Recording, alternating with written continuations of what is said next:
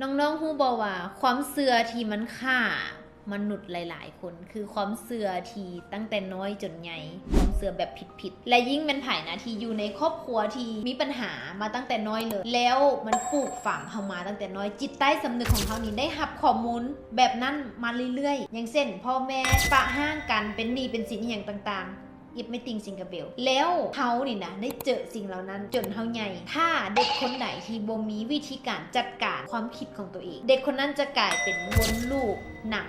เรื่องเดิมแล้วมาสายซ้ำพ่อแม่เคยปะกันเขาอาจจะได้ปะกันกับผัวตอนนี้เขาใหญ่พ่อแม่เคยเป็นหนี้เป็นสินเขาอาจจะได้เป็นหนี้เป็นสินเหมือนกับพ่อแม่ก็ได้ฉะนั้นหมายความว่าอย่างมันคือสิ่งที่มนุษย์โปรแกรมเรื่องนี้มันเป็นเรื่องที่ตุ๊กตาเองนี่ก็พิสูจน์มากับตัวเองนะมันจึงเห็นให้ตุ๊กตากล้ามาเว้ามาจ่าแบบนี้ตัวตุ๊กตาเองนี่เป็นคนหนึ่งที่รู้สึกว่าถ้าแม่นไผ่ที่มาเว้าอย่างให้ตุ๊กตาแล้วสิ่งนั้นนะเป็นสิ่งที่ตุ๊กตาคิดว่าบ่ค่อยบ่เอาตุ๊กตาจะมีจุดยืนในตัวเองอย่างเช่นของตุ๊กตานี่จะเป็นเคสที่ตอนยังน้อยนี่ได้รับความเสื่อที่ว่ายายม้านี่นะลูกสาวบ้านนี่ได้ผัวบ่ดีจากคนจะได้รับความเสื่อแบบนี้มาโดยตลอดเพราะว่าตอนนั้นได้ยินจากหลายๆคนเว้าว่าจะเป็นครอบครัวเขาเองหรือว่าแบบผู้ใหญ่สุบสิบกันนะเขาได้ยินมาตลอดคำว่าบ้านนี้ได้ผัวบ่ดีเป็นคำสาปถือคำสาปเป็นกรรมที่พอเห็ดไว้พอเจ้าสู้แล้วกรรมมาตกกับลูกสาวอย่างแบบนี้นะคือได้เจอสิ่งในเหล่านี้ได้ยินคำนี้ตลอดเลยแล้วพอเอื้อยของตุ๊กตา5 คนนะใหญ่ขึ้นมาได้ผัวบ่โอเคจากคนเลยมันน่าแปลกบ่แต่ว่าตัวตุ๊กตาเองได้ยินคำต่างๆพวกนั้นตุ๊กตาจะเถียงอันนี้คือคีย์เลยนะพวกเจ้าเถียงโลดจะบ่เป็นเถียงกับเจ้าเลยถ้าเถียงกับเจ้าเฮายังน้อยอยู่จะเป็นการเสียมารยาทเถียงในใจบ่ค่อยบ่แม่นคนแบบนั้นค่อยบ่มีทางที่จะไปตกอยู่ในสภาวะแบบนั้นนี่คือสิ่งที่ตุ๊กตาเถียงตัวเองเถียงว่าค่อยบ่เอาค่อยบ่แมนค่อยจะได้ผัวที่ดีที่สุดอันนี้คือสิ่งที่ตุ๊กตาเว้าตอนยังน้อยและแน่นอนว่าตุ๊กตาบ่เคยเจอผัวเจ้าสู้เลยแม้แต่คนเดียวทั้งทีมีแต่คนว่าได้ผัวบ่ดีได้ผัวเจ้าสู้จังซั่นจังซี่แต่บ่เคยเจอผู้ชายที่มาตบมาตีเลยแม้แต่ครั้งเดียวนั่นมันหมายความว่าหยังหมายความว่าความเชื่อของเฮานี่แหละมันสร้างให้เฮาเป็น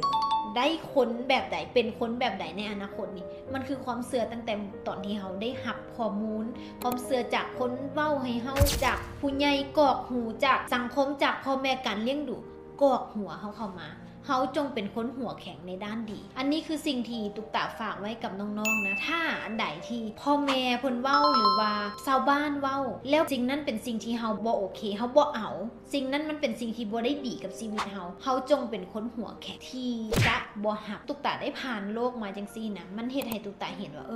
การที่เฮาบ่ได้รับความเชื่อพวกนั้นหั่นนะมันเฮ็ดให้ตัวตุ๊กตาเองนี่นะ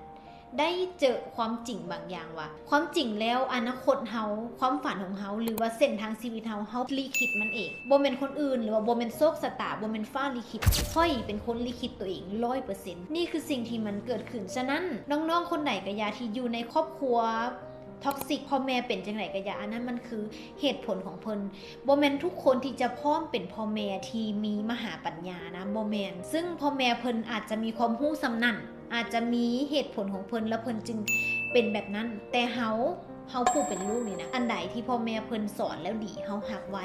อันใดที่พ่อแม่พฤติกรรมของเพิ่นอันใดที่บ่ดีเฮาเคลียร์ออกแบบนี้มันจะได้เฮานี่มีแต่ความเจริญก้าวหน้าถ้าเฮาเจริญก้าวหน้าแน่นอนเฮาสามารถซอยพ่อซอยแม่เฮาได้ให้ออกจากความทุกข์ความยากอย่างต่างๆก็จะเป็นเรื่องเงินหรือเรื่องสุขภาพถูกบ่ฉะนั้นฝากไว้ถ้าเป็นไผที่เป็นพ่อแม่คนแชร์ให้ลูกเบิ่งและถ้าเจ้าเป็นพ่อแม่คนเฮ็ดในสิ่งที่ดีที่สุดเรียนรู้พัฒนามหาปัญญาตัวเองเพื่อที่เฮาเนี่ยจะได้เป็นแบบอย่างที่ดีให้ลูกถ้าเฮาบ่เป็นแบบอย่างที่ดีให้ลูกบางทีลูกก็บ่ฮู้ว่าจะ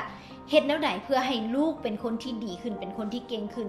ข้าเจ้ายังน้อยเขาจะหวังให้แต่ข้าเจ้าสู้ตัวเองบ่ได้คือครูก็บ่ฮู้นะว่าแม่นหยังที่เป็นความมั่นหน้ามั่นโหนกของครูเฮ็ดให้ครูคิดแบบนั้นตั้งแต่น้อยครูเป็น1 ใน 100 1 ใน 1,000ในซ้ำทีรู้สึกว่าตัวเองคิดแบบนั้นได้และมันเป็นความโชคดีที่ครูรู้สึกว่าเฮ้ยครูคิดจังซั่นมันเป็นสิ่งที่นำหนุนให้ชีวิตครูมันดีขึ้นนะแต่เฮาบ่ฮู้ดอกว่าลูกของเฮาจะคิดแบบนี้ได้บ่ฉะนั้นแล้วเฮาเป็นพ่อเป็นแม่เฮาควรรับผิดชอบ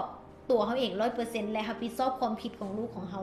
100% มันจึงจะให้ลูกเขาดีขึ้นเป็นเด็กดีในมื้อนี้และผู้ใหญ่ที่ดีในมื้อหน้าเนาะ